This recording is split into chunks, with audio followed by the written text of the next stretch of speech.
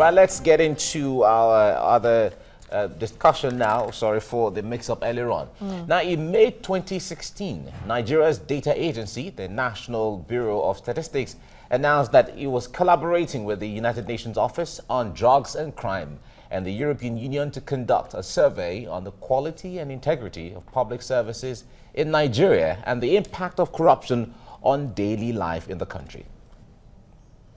Well, the executive chairman of the Center for Anti-Corruption and Open Leadership, Debo Adeniran, is in the studio with us. Good morning. Thank you for joining us on the show. Good morning. Thank Nice you. to see you. It's my pleasure. Yeah. Of course, I'm sure you're familiar with the report from NBS. Damning report, Well, if you can call it that, really. to a large extent. I've not finished reading. It's bulky. Yeah, it's quite bulky. To summarize it, it tagged the Nigeria Police Force as the most corrupt institution in the country, but about 400 billion naira have been paid in bribes to public office holders. Well, followed by judiciary. Judiciary is in second place. It shouldn't surprise anyone. As a matter of fact, it's grossly underestimated, because if you take Lagos state alone, go around, in some places, policemen will hide in their vehicles around traffic lights. What they were waiting for is not to help you to obey the traffic rules, is to lure you into beating the traffic lights, and they now drive after you. They accost you and flag you down. As a matter of fact, they cross you down. They will take you to their office, or what they call task force office, which is not the regular task force, and they extort you. The Inspector General of Police has said that there shouldn't be roadblock, but they have devised another means of checking people, checking in inverted commas. So they call it stop and search, stop and check, and all that. They extort everywhere. There's no service, despite the fact that they put it in their offices that bail is free. It is never free. And some of them, even some of their bosses, one DPO confessed to me that there's no way you can ask a policeman not to collect money on the streets and everywhere. They confess it when you corner them somewhere. So it is just regular. So on daily basis, you will see several spots where these illegal tolls are being collected. And the minimum they collect is 500 naira, not the days of 20 naira. It's very interesting at this point. I got information in the past from a police official that said that why won't we collect when our DPOs even give us targets to meet? Exactly. As a matter of fact, there was a day I ran to such. If you go from Ikeja, move from Ikeja towards Oshodi, there is a U-turn. If you want to make it to GRA, there is a permanent red lamp, opposite to you. Wait there, you are going to wait forever. But when they want to catch you, they make sure you turn, then they run after you. So they did it to me one day. I said, "Where's your task force office?" I said, "You do the what do you call it? That they should do the recording of the place I violated the law, and they should do the recording of the lamp, how long it took it." So we were arguing. One of them joined me in the vehicle. I said, "What do you expect me to do?" They say, they say, "I will go to their office." I say, "Okay, let me go." All of a sudden, they say I should park. I said, "Why should I park here? Where's your own vehicle? I want to follow your vehicle. Let it lead me to the office." So at that stage, they now started talking about, "Oh, you are our boss now. You have to give us something and all that." So the thing that when you calculate 500 naira in about 20 places, you know what it comes to, and if you multiply that by 7 days in a week, 30 days in a month, and so on and so, it's going to be staggering. And that is just Lagos. Now go to other states. It is even worse in Ekiti State. So basically, it is it's underestimation when you talk about 400 billion. Okay? That's for public officials. For public officials. Then there's hardly any service you get done, even in Nigerian court of law, that you are not going to offer some bribe. You want to file your processes, the registrar is going to take some money. You want to stamp it, it's going to take some money. It is as if they are doing it as official business. Now, you want to get CTC, I mean, certified true copies of court documents, you have to pay through your nose. You want to do affidavit, you have to pay beyond the official prices. Now, go to civil service. You are not going to get anything done with all of that. So, when you do a study on your own, you know that the amount. So this is an embarrassment to Nigeria. If Nigeria is actually seeking foreign investors, the investors will also consider all these statistics. It is not only NBS and UNDOC that are doing the statistics. Even the investors themselves, they do the statistics. The risk sector of the economy, they are doing the statistics. So it is a difficult place to do business. And if it is the officials that are the immediate beneficiary of this official business.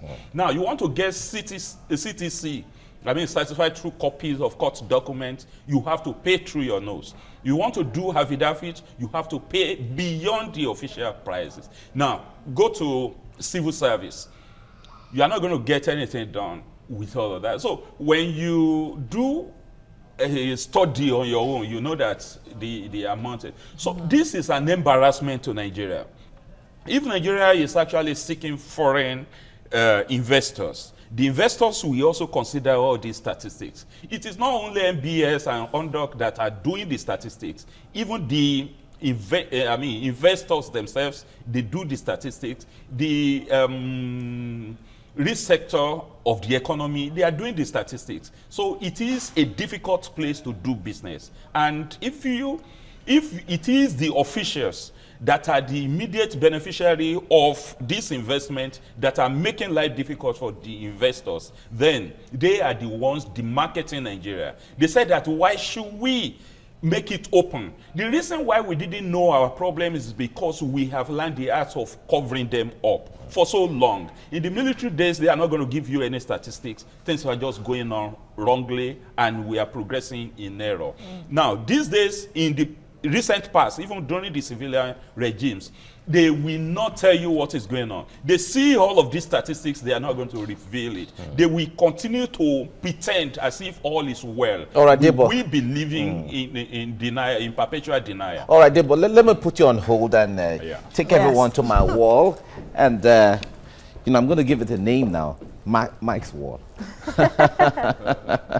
All right, now let's bring some graphical illustration so we make Nigerians understand what we are really talking about. We've been talking about this corruption perception issue, and the National Bureau of Statistics has come up with this findings that has blown the minds of Nigeria. Now, in the report, it is said that about four major institutions are the most corrupt in Nigeria. The Nigeria Police stands at 46.4% in that rating. And then we have the judiciary, and the lawyers fall under this category. It has about 33%. And we have and judges anyway, judges and lawyers, and the judges at about 31%. And then the customs and also the immigration was mentioned, that has about 29%. And that's on the high side. If you take it low, nurses are said to be the least corrupt. The hospital institution is seen to be the least corrupt amongst all the institutions in the country as far as that report is concerned. Now let's move on to understanding other aspects of the report. Now, according to the data, only about 5.3% of Nigerians will not take or pay bribes. Even when they have the opportunity to, only about 5.3% of the 180 million Nigerians, only 5.3% of them will not take bribe under any circumstance, as the case may be. Now, if we break it down, they have said that about 400 billion naira has been paid through 2016 to 2017, the year under review. About 400 billion naira has been paid as bribes to public officials. And then 94.7% of Nigerians will take bribe, will certainly take bribe if they find themselves in the position to give or take bribe. About 94.7% will take the bribe. That's really huge, and that's really a big one. Now, the equivalent to that is about 39% of the federal government and state education budget. Now, that's the breakdown of that. Let's move on to other aspects. Now, 52% of Nigerians have contact with public officials in one way or the other, as far as the report is concerned. And 32% of them pay or has to pay a bribe. That's 32% of that 52% of Nigerians that have access to public officials in the country. Now, the average sum of bribe to be paid is usually, if you spread that when it comes to the per capita or pay, the parity of the population, is about 5,300. So, which means any bribe, on the average, no bribe is less than about 5,000 naira on the average. Now, if we break it down to understanding generally an average, let's give an illustration of an average Nigerian, let's call him maybe Tunde, for instance, who is paid about 18,000 naira as minimum wage. If he has anything, maybe he's amongst the 52% that have access to a public official, and he has anything to do with any public official, he has to pay the 5,000 we're talking about. And if he pays that 5,000 naira, you know that certainly his annual salary, if you put 18,000 naira, is about 216,000 naira in a year. So if he pays 5,000, then it means that his salary is going to drop to about 12,700 naira. And if he spends, and he will have spent about 63,000 naira in bribes in 1 year if he continues with the payment of the bribes in that regard. Now, let's move on to understanding other aspects. Now, by geographical location, the survey revealed that bribery is more prevalent in the urban areas. And we have here in the urban areas, it goes for about, the representation there is about 34%, and in the rural areas is about 31%. And the prevalence of bribery by gender, when it comes to men and women, now, the men pay more bribes or collect more bribes or receive, as the case may be, and that's about 37%. The bribes all taking, 37% are made up of males and 26% are made up of females who take or give bribes, as the case may be. And it is also revealed in that report that young people have the highest prevalence of the tendency to give or receive bribe in the population, and the age is between 25 to 34 years old. So that's a bracket that have been involved in this whole bribe issue the most. Now let's move on. Okay. Now in the corruption report as well, based on geographical spread in the country. Now, according to the survey, the prevalence, frequency, and average number of bribes paid to public officials by zone is highest in the southwest. And if you see the breakdown in the region now, southwest has about 1.13%, which is the highest, and then the north central follows that immediately, and that's about 1.07%. The southwest follows, and then the northwest follows, and then the northeast follows, and then the southeast is the least of those regions. Now, Deborah, let me come to you first before I continue this, all this. Why are you laughing, Mike? No, it's really mind-boggling, I must say. Yeah. It's really mind-boggling. Now, a lot of people have come out to say that, no, we reject all of that, especially from the police, especially from the judiciary. They've said, no, that is not true. That is not true. But the NBS, when they came up with the figures of inflation rate and all of that, they say, yeah, that is wonderful. These are figures to work with. Exactly. But it has come to corruption. Now everyone is saying, no, that's not the true reflection of things. Why do we have that kind of situation? I have told you that we perpetually live in self-denial. Even things that are glaring, you know, to the face of an average man, you still say it's not happening. You know, sometimes when a spouse is caught in infidelity, you say, "Oh, not what you mean." You know, all of these things happen. I can explain. I can explain. It's not the way you see it. You see, there was a time I was also accosted because of tinted glass palaver in Ekiti State. The fellow said I should pay 5,000 naira and go. I said, why? He said, because of the tinted glasses. I said, look, this thing is in court. Because it's in court, I don't have to, take it ahead of time. That was when they were introducing it. I said it wasn't normal because I didn't create the car. And the car came with the tinted glasses. So he insisted. I said I was not going to pay. Now, they confiscated my vehicle. They drove it to their office. I left it in Ekiti State. I came back to Lagos. I sent my driver the following week to retrieve the car. They have damaged the transmission system. Now, I had to spend well over 100,000 naira to fix it. The reason why people pay bribes is because of the blackmail. It is because of what they're going to lose. They are going to lose bigger later.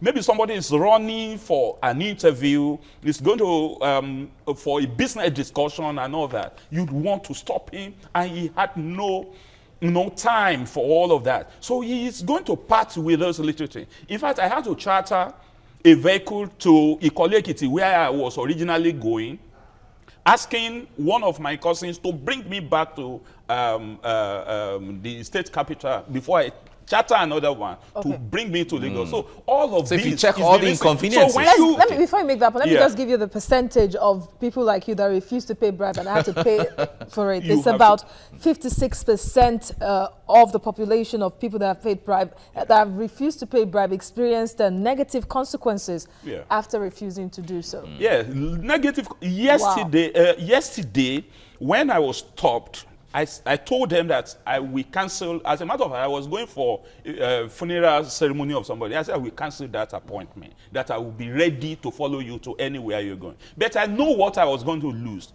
One, I'm going to lose the credibility, that is attached to funeral, because they will say they didn't see me. Whatever I say will be excuse to my folks who will be there, and my friends, because this fellow is a popular person that I have to be there. So I calculated everything. I made some costs, incurring more costs. That is unnecessary. I wouldn't know the state of my car. If they impound it, they're going to deflate the tires.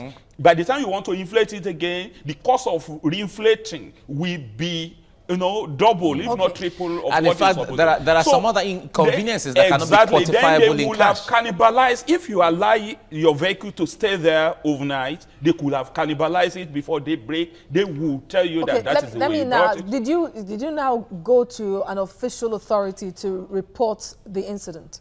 Yes, I reported to the DCO of Shogunle police station, and of course he apologized. And there are occasions, again, that you don't want to drag certain things so far, because you are not going to, you understand the terrain. It is a network. It's like a cartel, okay? Reports a policeman to a lawyer or to a judge, you're still going to be on the side of the policeman at the end of the day. They are partners in progress. Let me tell you another story. There were two former members of the Lagos State House of Assembly that forged their certificates. We got to the WAEC, we got evidence that the certificates they paraded didn't emanate from them. Okay, we reported to the executive, we reported to the House. They couldn't do as allegations. They couldn't do anything for 11 months. Then we reported to the court. At the court, they said that we didn't have local standard, even when they have evidence that the certificate didn't emanate from them. What did we do? It was dismissed. Okay? It is not because they didn't forge the certificate. It was because they claim, these technicalities. So when you look at all the troubles we have taken, you have to pay lawyers whether you like it or not. All of this pro bono thing, you have to pay filing charges and transportation charges every time they have to go to court. And the adjournment in court is unending. So many usually avoid So they reporting. frustrate you. You won't want to go that hog. Yeah, And all right. the They percentage don't have resources. that are 3.7. The We- percentage of that is 3.7 of those asked to pay bribes reported to an official authority, meaning that once people refuse to pay and they experience negative consequences, they don't even bother to report There was to somebody any who authority. went to a police station to effect a bail of a relative. They asked him to pay. He said, look at it. Bail is supposed to be free. They said, are you bail? That's even you yourself, you are accusing us of taking bribe and all that. He was locked up himself. They turned it against him. They turned it against him. Okay, there was another one who came in defense of a poor man who went into a bush to pick snails. He had picked almost, more than 50 snails. There was burglary in the neighborhood overnight. So they came into the bush, they found him there with 50 pieces of snails and more. They said he could have been the one who came to the house to burgle the house overnight. We said, how could this happen? Somebody who burgled wouldn't have collected as many snails as he has done, and he would want to protect the loot in that. So they will say it's detained circumstantial evidence. The fellow who tried to defend that person. All right, Evo. So all of these examples, we don't have all the time, Debo. We don't have all the time. Really, would have loved to. The NJC and the police have the said that. judiciary, I'm just relating the judiciary and the police, how they work And hand in both hand. institutions have said the report is misleading. It's an attempt at calumny against the institutions. I'm just proving to you that it couldn't have been. Anyway, thank you for your misleading. analysis and thank you for coming to the show. Debo It's my Adeniroye, the pleasure. convener of the Center for Anti-Corruption and Open Leadership. It's my Thank you for pleasure. coming. Thank you very much for coming. Right.